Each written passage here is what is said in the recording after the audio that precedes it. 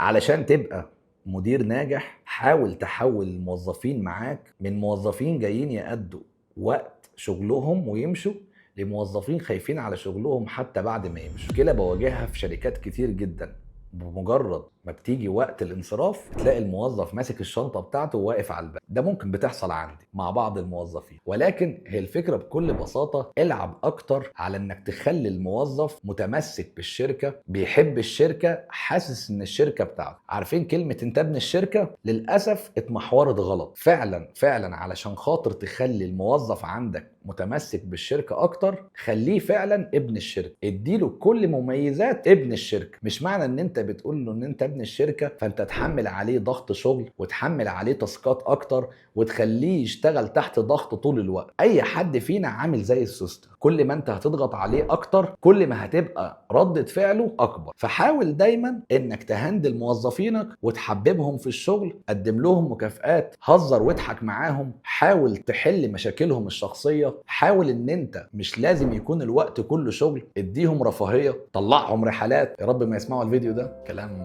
كبير. طلعهم رحلات، ما تنكدش عليهم على طول، حاول تخلي وقت. هو مش راضي. يلا يا عم الحاج، احنا ناقصين لبخه في الكلام، ناقصين لبخه.